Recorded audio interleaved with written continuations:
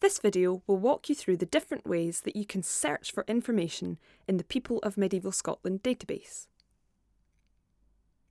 There are three ways of searching PoMS. You can do a basic search by typing keywords into a search box. You can do a browse search, which allows you to select options from categories. Or you can do a map search, which allows you to search a particular geographical area. This video will look at each in turn. To find the basic search, go to the database and click on the Search tab. In the search box to the left-hand side, type in your search term, for example, King William.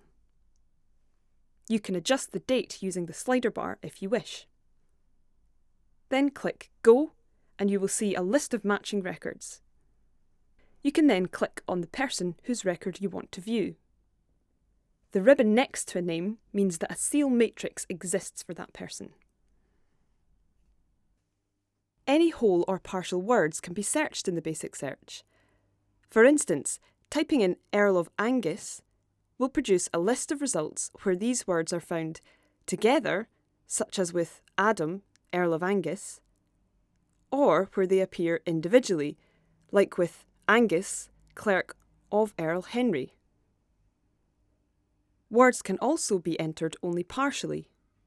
For example, typing in BALL throws up results for lots of members of the Balliol family, but also includes the Church of Dunballach, Duncan of Ballandine, and the Hospital of St Cuthbert, Ballincreef.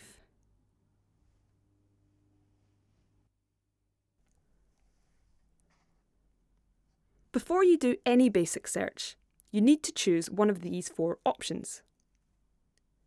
These represent the four different ways of organising the information in the database. Before searching, you must ask yourself, how do you want the data to be primarily organised when you search it?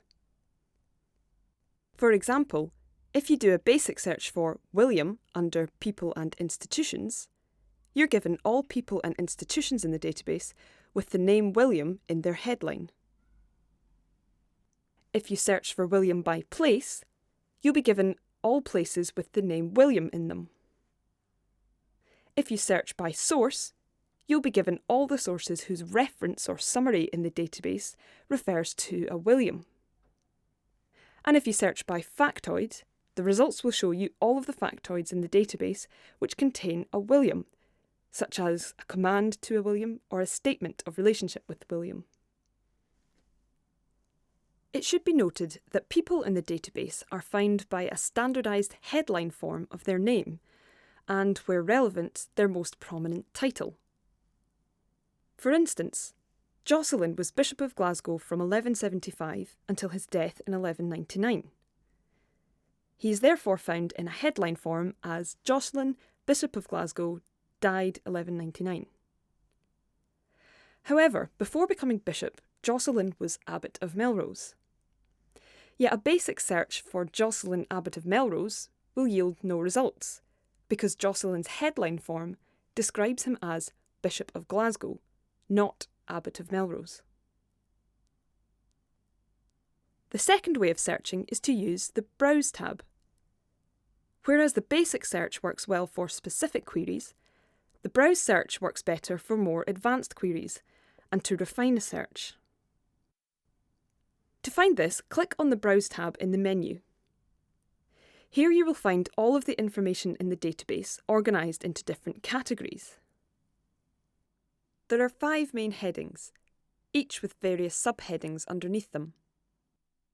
People and institutions, sources, relationships, transactions, and terms of tenure.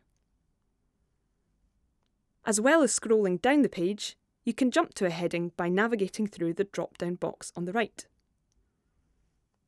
Before clicking on any subheadings, you first of all need to decide between the 4 options at the top, just like with the basic search. Again, this is about how you want the information under these headings to be primarily organised.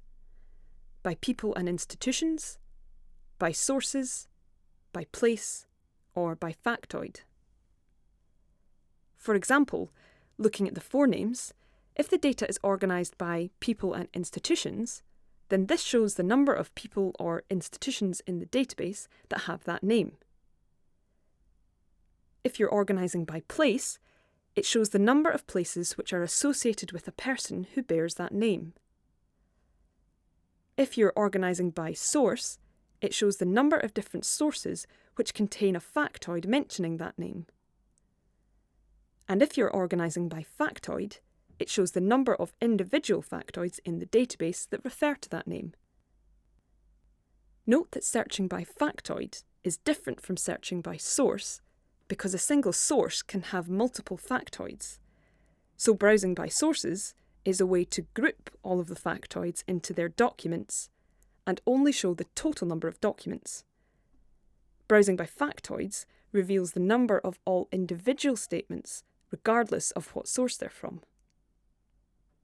Let's look at an example of a browse search.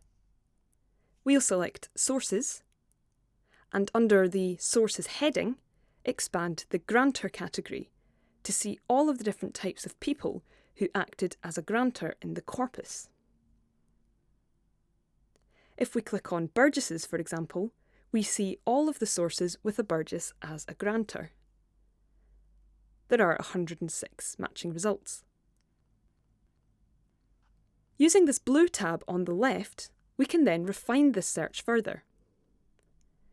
You can see that refining gives you the same option of filters as in the main browse search.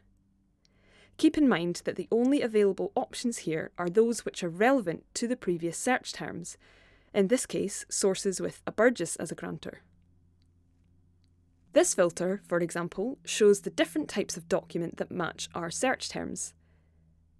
If we click on Letters, we can now see the number of letters in which a Burgess was a grantor. As you can see, there are 6 matching results. The third way to do a search is by the Map feature. To find this option, click on the Map tab. In this box in the top right corner, you can see different kinds of map and some optional layers that can be added.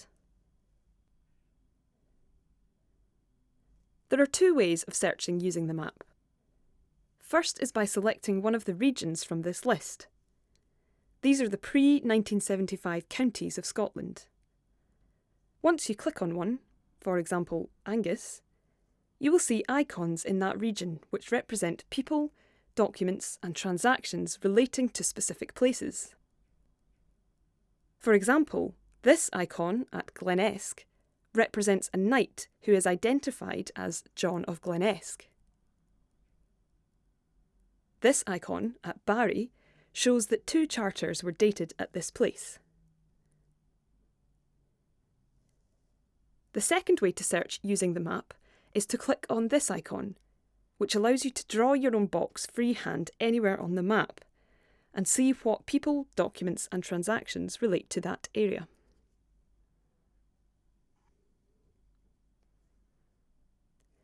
So to recap on searching the PoMS database. First of all, choose whether you want to search using the basic search, the browse, or by the map.